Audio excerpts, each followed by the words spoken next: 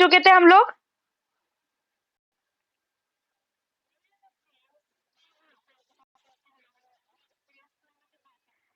तो टॉपिक है towards a new constitution. अब हम लोग एक नए कॉन्स्टिट्यूशन की तरफ क्या है, आए हैं, देखते हैं।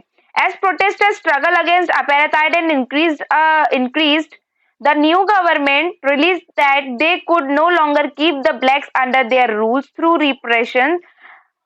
The white regime changed its policies, discriminatory laws were repealed, ban on the political parties and the restrictions on the media were lifted. After 28 years of the imprisonment, Nelson Mandela walked out of the jail as free man.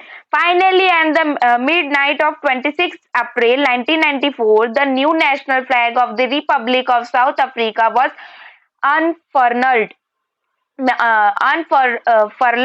unfurled, make, marking a new born democracy in the world. The apartheid government came to end, paving way of formation of the multiracial government. देखो simple सा क्या बताया गया आपको कि हम लोगों ने कितना स्ट्रगल किया है कॉन्स्टिट्यूशन को लाने के लिए कि हम लोगों को भैया डिस्क्रिमिनेशन जो है फेस नहीं करना है, अब बहुत हो चुका है ना। तो एक टाइम आया जब गवर्नमेंट ने खुद ने रिलीज कर दिया, ये बात बोल दी उन्होंने खुद ने कि अब हम जो ब्लैक पीपल्स है उन पे रूल नहीं कर सकते हैं, है ना, अब हम उन पे रूल नहीं कर सकते हैं।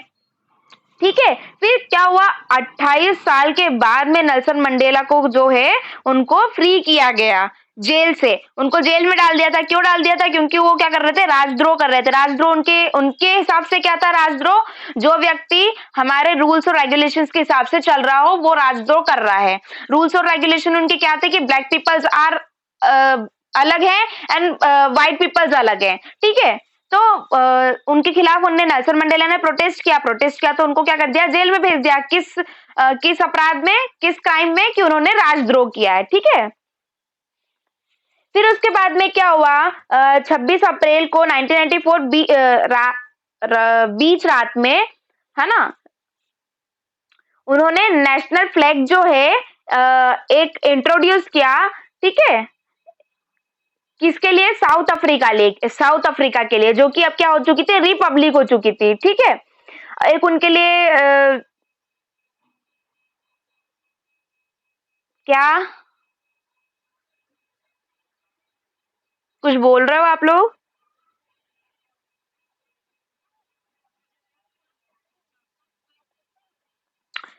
आपको अगर इसके अंदर होगा तो पता भी चल जाएगा आगे। पढ़ते हैं पहले, अभी अगर ये क्वेश्चन अभी आप पहले साउथ अफ्रीका के बारे में पढ़ रहे हैं, फिर हमारा दूसरी जो अदर कंट्री का कॉन्स्टिट्यूशन है, अगर आप ऐसे बीच में वो वाला लेके आ जाओगे तो कंफ्यूज हो जाओगे, है ना। तो पहले एक एक जाते हैं ताकि आपको क्लियर रहे। ठीक है, इसका क्वेश्चन का आंसर भी मैं करती हूँ आपको। तो क्या हुआ, साउथ अफ्रीका में उन्होंने एक नेशनल फ्लैग जो है इंट्रोड्यूस किया। फिर उसके बाद में historical enemies succeed in the negotiation a peaceful transition from the apartheid to democracy exactly because we were prepared to accept the inherent capacity of goodness in the other. My wish is that South Africa never gives up on the belief in goodness, that they cheers, that faith in human being is the cornerstone of our democracy. तो देखो क्या हुआ था, अब अगर बहुत सारे लोग इस चीज का विरोध भी कर रहे थे कि नहीं मत करो ये वो, बट नहीं, फाइनली क्या हुआ, उन लोगों को उनकी डेमोक्रेसी जो थी वो मिल चुकी थी। After the emergence of the new democratic South Africa, black leaders appeal to fellow black to the forgive and whites to the atrocity they had committed while in power. They said, let us build a new South Africa based on equality of all races and all men, women, on democratic values, social justice, and human rights. The party that ruled oppression and brutal killing, and the party that lead to the freedom struggle sat together to draw up an common constitution. तो क्या हुआ उसके बाद में, फिर उन्होंने बोला कि हम एक नया क्या करेंगे,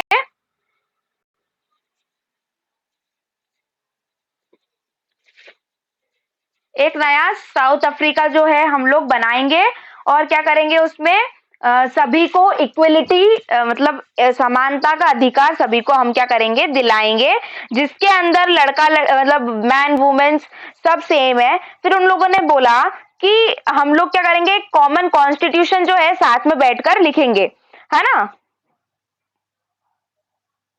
आ रहा है समझ में क्या बोला उन्होंने, कि हम लोग जो है साथ में बैठ के एक कॉमन कॉन्स्टिट्यूशन लिखते हैं हमारे कंट्री के लिए, ठीक है। After 2 years of discussion and debate they came out with one of the finest constitution the world has even ever had. This constitution gave its citizens to the most extensive rights available in any country. Together they decide that it is in this search for a solution.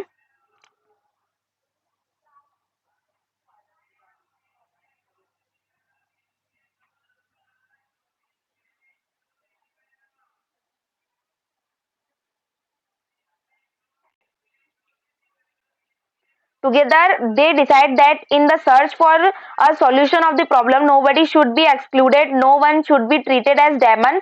Uh,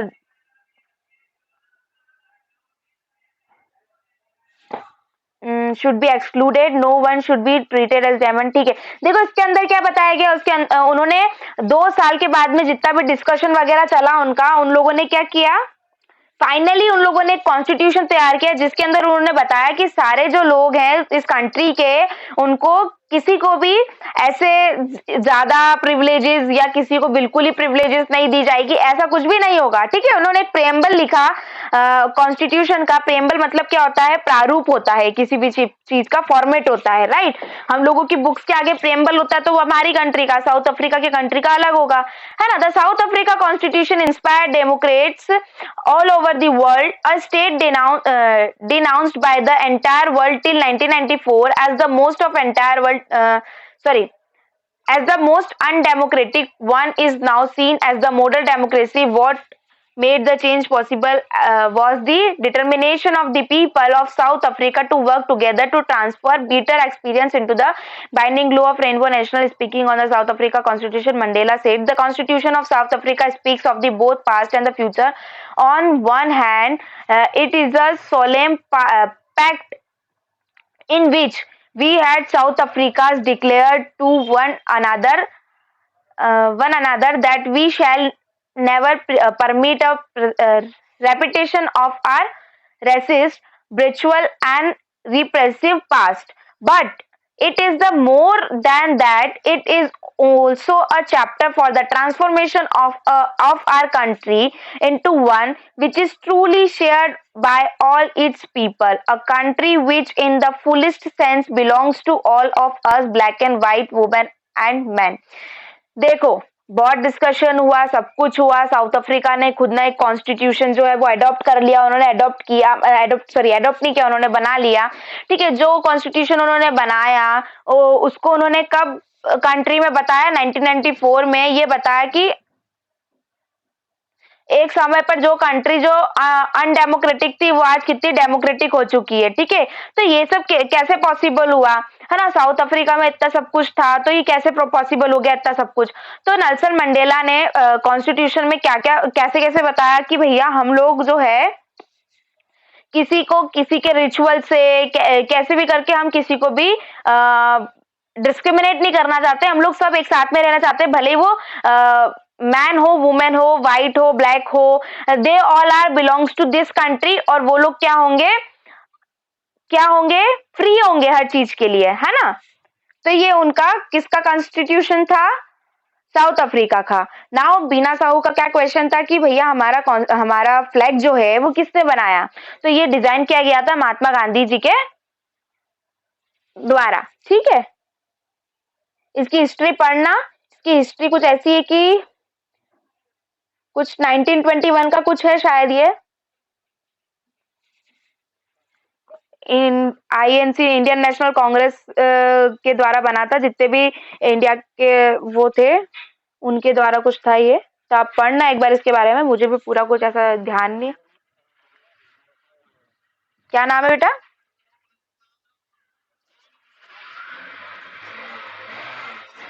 okay okay, Bengali band, या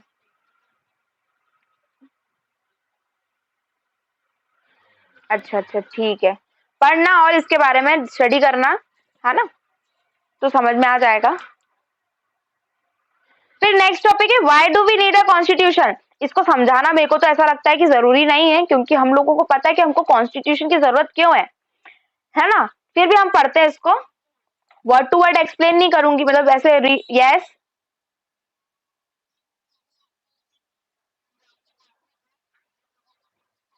देखो, अब हमको constitution की जरूरत क्यों पड़ी, जैसे हम साउथ अफ्रीका का इसके अंदर एग्जांपल देके रखा है कि उनको क्यों जरूरत पड़ी, तो भैया उनको इसीलिए जरूरत पड़ी क्योंकि उनकी कंट्री में जरूरत थी डेमोक्रेसी की, एक नई डेमोक्रेसी आए, क्योंकि वहां पर क्या था, डिस्क्रिमिनेशन चल रहा था, व्हाइट पीपल ब्लैक पीपल, है ना। ब्लैक पीपल्स की मेजोरिटी जाना ज्यादा होने के कारण उन लोगों को उनके प्रिंसिपल्स पे वर्क करना पड़ रहा था, है ना। खुद के कोई प्रिंसिपल्स नहीं थे, उनको उनकी प्रिविलेजेस के हिसाब से वर्क करना पड़ रहा था, है ना। फिर उसके बाद में इतने लंबे टाइम के नेगोशिएशन के बाद में पार्टीज जो थी, दोनों पार्टीज जो थी वो एग्रीड हुई, उनका जो भी कॉम्प्रोमाइज दोनों ने किया, उन्होंने व्हाइट पार्टीज ने क्या एग्रीड किया कि हम लोगों की कि जो भी मेजोरिटी के वोट्स जो भी आएंगे वो पर्सन जो है क्या करेगा, रूल करेगा, है ना। और उन्होंने क्या किया, कुछ बेसिक राइट्स भी जो थे वो एक्सेप्ट किए, किसके लिए, पुअर पीपल्स के लिए, है ना। तो फिर उसके बाद में जो ब्लैक पीपल्स थे वो भी एग्रीड हुए कि ठीक है, जो मेजोरिटी अगर चाहेगी कि हमारा जो दो पार्टीज में से कोई भी एक रूल करे तो वो रूल करेगा, है ना। तो जरूरत इसीलिए पड़ी क्योंकि अगर हम अगर एक ही पर्सन को सारी राइट्स और सब कुछ दे दिए जाए तो वो क्या करता है, उस राइट्स का वो मिस यूज भी करता है ना। तो अगर ये सारी चीजें जिसपे भी आप रूल कर रहे हो वही अगर चुनेगा तो कितना बेटर होगा, है ना। आज अगर हम पे गवर्नमेंट जो है वो रूल करती है तो हम ही चुनते हैं उनको कि हाँ ठीक है आप हम पे रूल कर सकते हो, क्योंकि हमको क्या लगता है कि जो हमने हमने सोचा है कि हमको रिप्रेजेंट करेंगे तो वो हमारे हिसाब से ही रिप्रेजेंटेशन होगा वहां पर। हम चाहते हैं कि यहाँ पर पानी की सुविधाएं हमको प्राप्त हो, तो हाँ वहां पर हमारा जो रिप्रेजेंटेटर खड़ा है वो हमारे लिए ये जो चीज है वो करेगा, है ना। तो इसी के कारण हम लोग क्या करते हैं, चूज करते हैं उनको, ठीक है।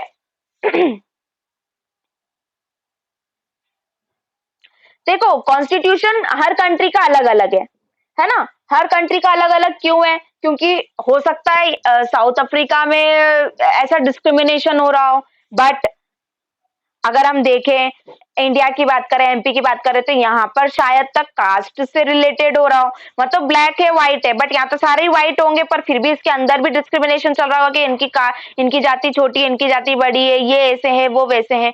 तो क्या यहाँ पर भी डिस्क्रिमिनेशन चल रहा है। तो हर कॉन्स्टिट्यूशन अपने अपने हिसाब से जो है, अपनी अपनी कंट्री के हिसाब से जो है वो डिजाइन किया गया है, ठीक है। Thus, the constitution of a country is a set of written rules that are accepted by the people living together in the country. Constitution is a supreme law that determines the relationship among people living in the territory called citizens, and also the relationship between the people and government. A constitution does many things. देखो क्या है, constitution जो है किसी भी country का क्या है, एक रिटर्न रूल है जिसको पीपल्स जो है वो एक्सेप्ट कर लिए हैं और उनको उनके हिसाब से ही अब उनकी लाइफ जो है कंटिन्यू करनी है, ठीक है। जो कॉन्स्टिट्यूशन है उसको सुप्रीम लॉ बताया गया है, मतलब उसके आगे कोई लॉ नहीं है। हम लोगों ने फर्स्ट क्लास में भी देखा था कि सुप्रीम कोर्ट को क्या बताया गया है कि वो सुप्रीम है, उसके अलावा किसी और की नहीं चलेगी, है ना। तो कॉन्स्टिट्यूशन, अब कॉन्स्टिट्यूशन के खिलाफ आप जा सकते हो क्या, है।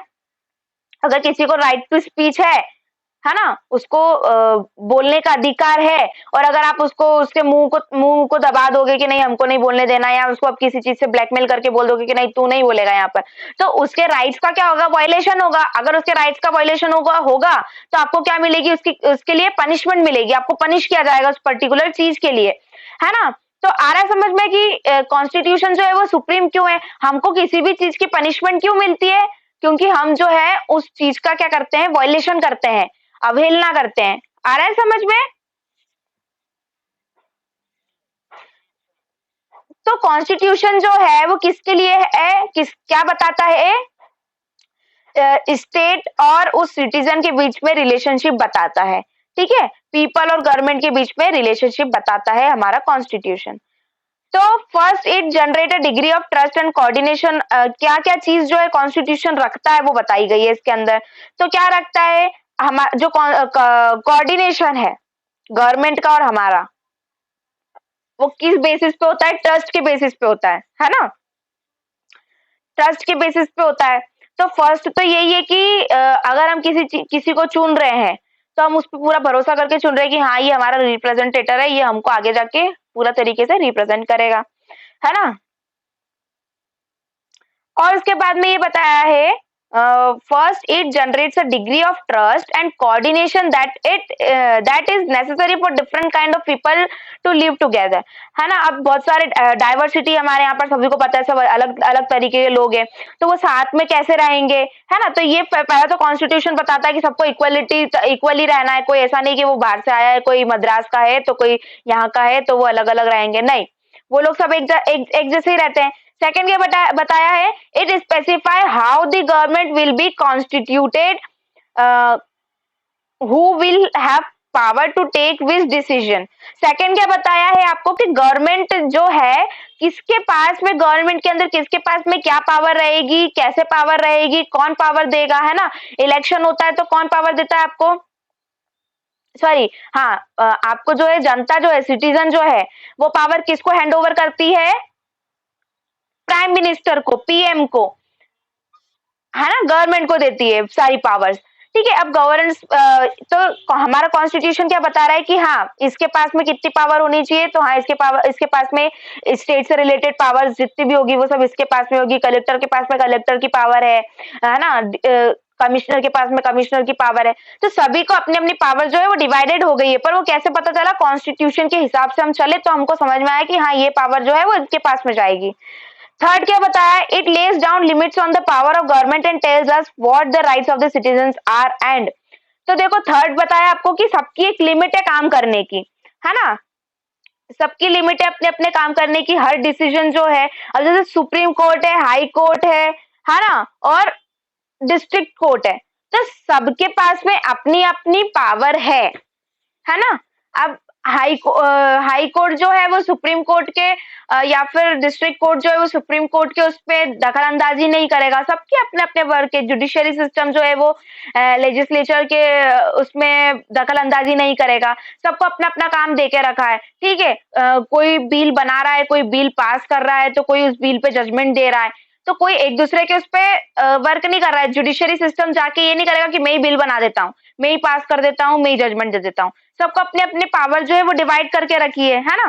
Fourth, it expresses the aspiration of the people about the creating a good society, है ना। अब गुड सोसाइटी कैसी, डिस्क्रिमिनेशन नहीं हो जहां पर, है ना, लोगों को अबे तुबे कहीं पे भी अब्यूज करना, ये चीज नहीं हो। आपने सुना ही होगा, अगर हमारे यहाँ पर लड़ाई होती है, झगड़ा होता है, तो हम जल्दी से कॉल कर देते हैं पुलिस को कि यहाँ पर ऐसा हो रहा है, वैसा हो रहा है। पुलिस क्या करती है, उठा के लेके चली जाती है। तो वो लोग क्या कर रहे हैं, एक सोसाइटी को साफ कर रहे हैं, अच्छा कर रहे हैं, अच्छा बना रहे हैं। कोई भी अगर कुछ भी गलत काम होता है तो हम जल्दी से कॉल कर देते हैं पुलिस को कि भैया इनने ये करा, तो उनको उस चीज की क्या होती है, पर्टिकुलर चीज की पनिशमेंट मिलती है। अगर हम एक क्लासरूम की बात करें, आप कचरा फेंक रहे हो, आप डिस्टर्बेंस क्रिएट कर रहे हो, आप अननेसेसरी बोल रहे हो, है ना, तो उस चीज के लिए वो जो पर्टिकुलर क्लास हो जाएगी, तो मैं उसमें पढ़ाना क्या करूंगी, मैं यही सोचूंगी कि यार कितनी गंदी क्लास है, मैं नहीं पढ़ाती हूँ, है ना। तो आप अगर एक गुड क्लास बनाना चाहते हो तो कैसे बनाओगे, कि हम लोग एक प्रॉपर तरीके से बिल्कुल पूरा अटेंशन देते हुए, जो मैम बोल रही है वो सुनते हुए अगर हम क्लास को चलाएंगे आगे, तो वो क्या क्लास होगी, गुड क्लास होगी। तो वैसे गुड सोसाइटी कैसे होगी, एक रूल रेगुलेशन लेके जो चलेगी, है ना, अननेसेसरी डिस्टर्बेंस क्रिएट नहीं करेगी सोसाइटी में, तो वो एक गुड सोसाइटी कहलाएगी। ठीक है, तो ये जितनी भी हर कंट्रीज जो है उसका खुद का एक कॉन्स्टिट्यूशन है, और वो होना जरूरी भी है। पर ऐसा बताया गया है कि जितनी भी कंट्रीज है उसके पास कॉन्स्टिट्यूशन है, पर जरूरी नहीं कि वो डेमोक्रेटिक हो, है ना, जरूरी नहीं है कि वो डेमोक्रेटिक हो। After the war of the independence against great Britain of America had the themselves constitution after the revolution of French people approved a democratic constitution.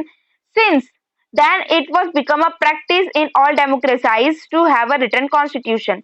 तो जब ये हुआ था हमारा रिवॉल्यूशन स्ट्रगल्स जो भी चले थे, उसके बाद में सभी को पता चला कि हमको एक कॉन्स्टिट्यूशन जो है वो बहुत जरूरी है, ताकि हम ये सारी चीजें जो है उसके अंदर डाल के एक कंट्री जो है उसको क्या कर सके, आगे बढ़ा सकें। ठीक है। अब making of the Indian constitution, ये थोड़ा बड़ा टॉपिक है पर करते हैं इसको। तो जैसे कि साउथ अफ्रीका में हमने देखा, India's constitution was also drone up under very difficult circumstances. हमको भी पता ही है कि हमारे यहाँ पे जैसे कि साउथ अफ्रीका में हुआ वैसा हमारे यहाँ पर भी बड़ी ही मुश्किल है इसको कॉन्स्टिट्यूशन को बनाने में। The making of constitution for a huge and diverse country like India was not only a easy affair. At that time, the people of India were emerging from the status of subjects to the citizens. The country was born through a partition on the basis of religion differences. This was a traumatic expression for the people and India of Pakistan. At least 10 lakh people were killed on both sides of the border.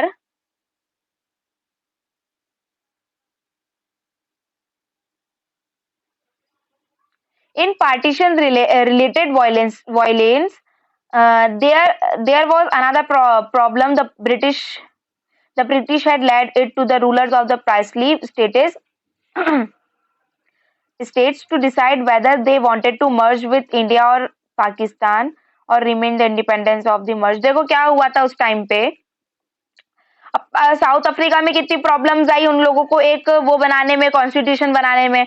तो वैसे ही हमारे यहाँ पर भी कम कुछ ऐसा नहीं था कि हाँ ठीक है आसानी से बन जाएगा, है ना। हमारे यहाँ पे इंडिया और पाकिस्तान का पार्टीशन तो सभी को पता है ना। हर दिन कुछ ना कुछ होना, कितने लोग मारे गए, है ना।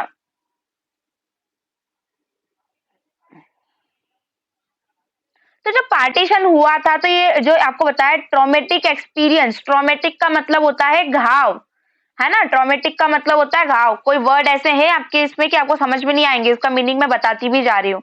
ठीक है। तो ट्रॉमेटिक एक्सपीरियंस मतलब कि एक बहुत मतलब लोगों के लिए बहुत घाव भरी चीज थी ये। कैसे थी?